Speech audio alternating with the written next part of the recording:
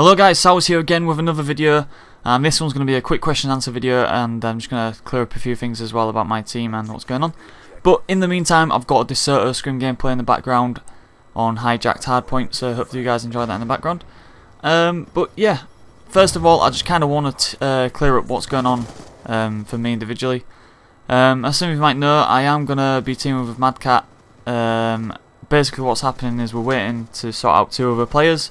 And once that's sorted, we will then have things sorted organisation wise, and we have some plans in that direction with sorting that. So hopefully once all that gets sorted, I'll be able to get some live commentary gameplays, because some of you guys have been asking when am I going to upload them, and basically it just depends on when I'm going to sort my team. So I'd say in the next week or 2, that's when things will start moving along. So yeah, hopefully you guys can just be a bit patient on that, and I'll definitely get some live comms up. I know some of you guys enjoy that. So yeah, that's just to clear that up. But I'm going to get straight into the questions here. And the first question that I want to answer is about the EGL seedings, which Eddie asked me on Twitter. His Twitter is @druids_OPEddie, and he basically says, what do you think of the new EGL seeding tournament for EGL9? And yeah, there's been quite a lot of talk about this.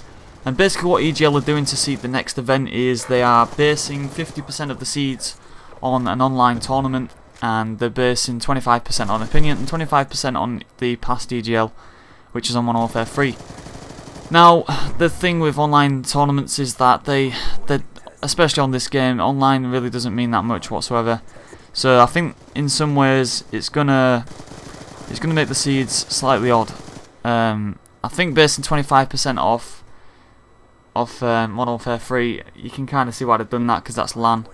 And obviously they're not going to use iSeries, because iSeries, you know, they didn't use EGL, so in a way they kind of just ignore each other's events in a way with seedings.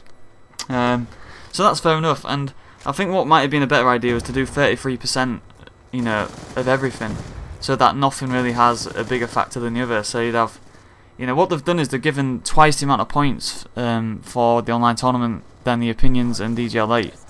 So what I think they should have done really is given them all equal points. So that none of them really are more important than the other. I think 50% of the online tournament is going to affect the seeds a lot.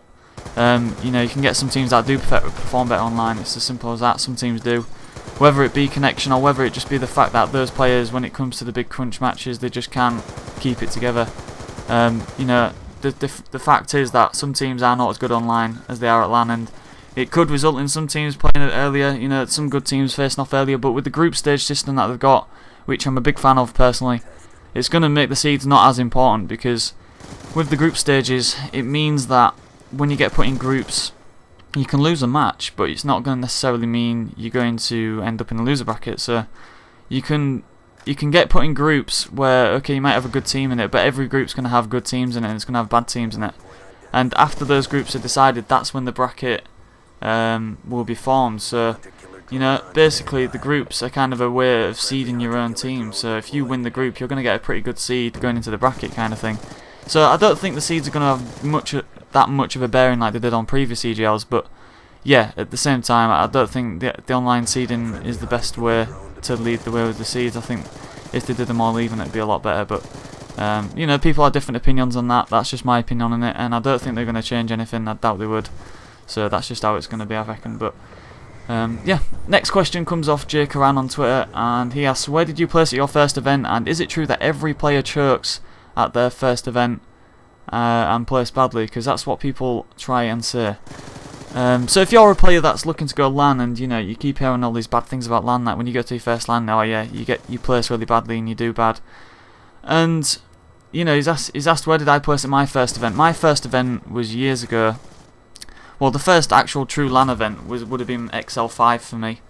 I did go to an X-League TV final, but that wasn't really a proper LAN event where multiple teams went. It was online qualifiers, but I placed 4th at my first event, and that was with still the best European teams, and there was a lot of online teams at the time. But LAN-wise, you know, we'd get 25-ish teams, but it was always the best teams from Europe back then, and that turned up. So I did pretty well for my first LAN with Squad Recon. That was my old team, but you know, today's different. There's a lot more teams now, a lot more people put time in. There's, like I say, a lot more players in the scene now.